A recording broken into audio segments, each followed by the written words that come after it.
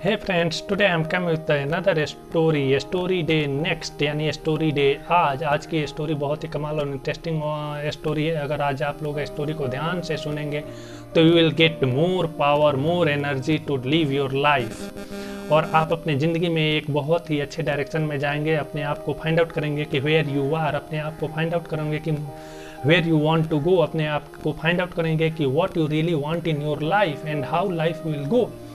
So watch the video interestingly, carefully, silently, and most of all mindly. Don't take it seriously.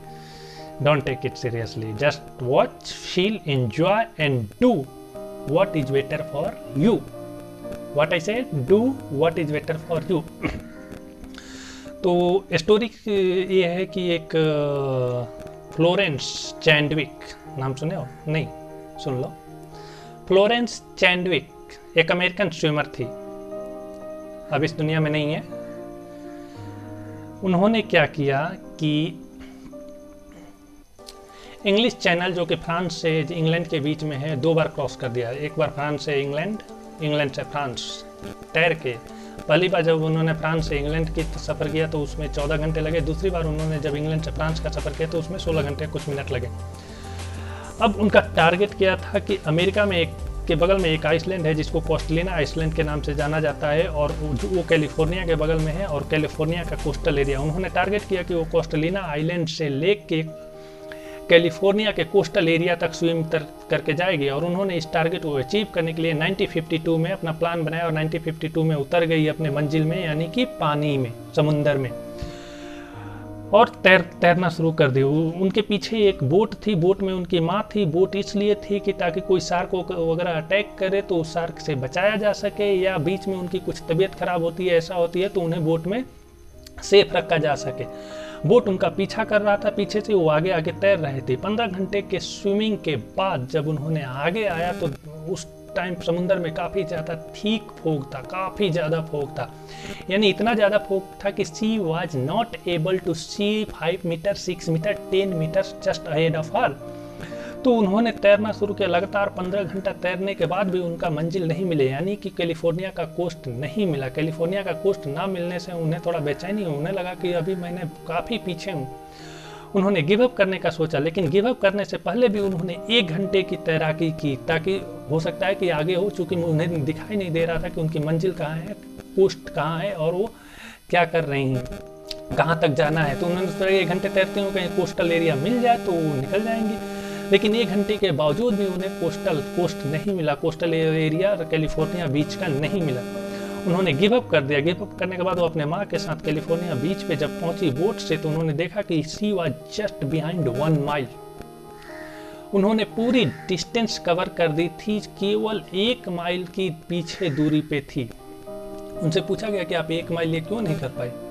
उनका जवाब सुनिएगा, जवाब काफ़ी interesting और शानदार है। उन्होंने कहा कि ऐसा नहीं था कि मैं 1 माइल तैर नहीं सकती थी, मैं ऐसे 5 माइल और तैर सकती थी, लेकिन मुझे क्लियर गोल नहीं दिखाई दिया। मुझे पता नहीं चला कि कितना दूर सामने है, मुझे ऐसे लगा कि अभी बहुत दूर है, that's why I give up.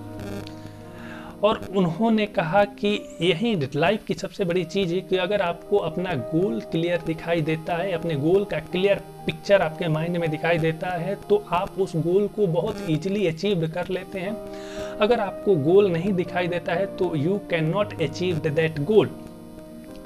और उन्होंने यही रीज़न बताया कि अगर फॉग ना होता तो मैं ये 1 माइल डेफिनेटली तैर लेती और मैं वहाँ पहुँच जाती।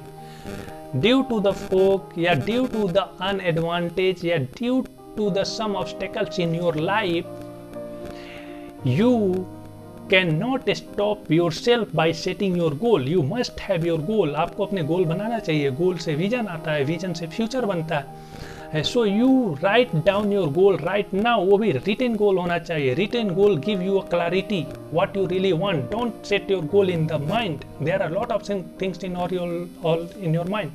Right down your goal in your journal, write down your goal in notebook, write down your goal in your diary, and see that goal every day, every day, every day, every day, because that is your life. Your goal is your life.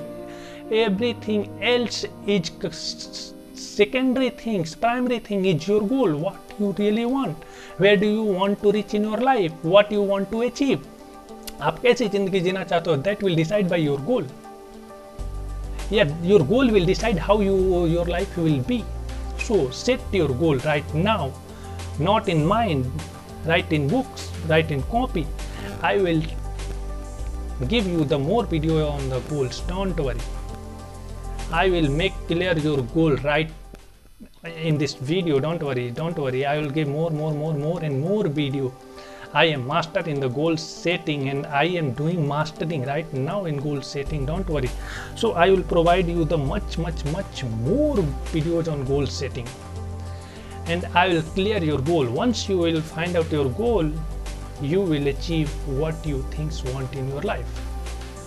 Otherwise, एक कहानी सुने हो ना कि या तो अपने गोल पे काम करो या कोई दूसरा तुम्हें हायर कर लेगा वो अपने गोल पे काम करवाने के लिए, तो you will gate some thousands of rupees and he will fulfill his dream by taking your advantage. So don't make yourself to hire with someone else. Work for yourself, work for your future, don't for other future. If you are going to working for some other company, someone other else places, you are not working for you are just working for the few thousands of rupees in a month. That's useless. Your life is not going to take you to another life in this earth. This is one life. You must have to find out what you really want. Then you will do what you will really want to do. For that, set your goal and work on that. Set your goal, work on that. There is a story how life should be. Set your goal, work like hell and be consistent. Elon Musk को जानते होंगे ना, he gave a statement. What was the Elon Musk statement? If you want to do better future, then set your goal, work like hell and be consistent. It's up to you what you really want. Thank you.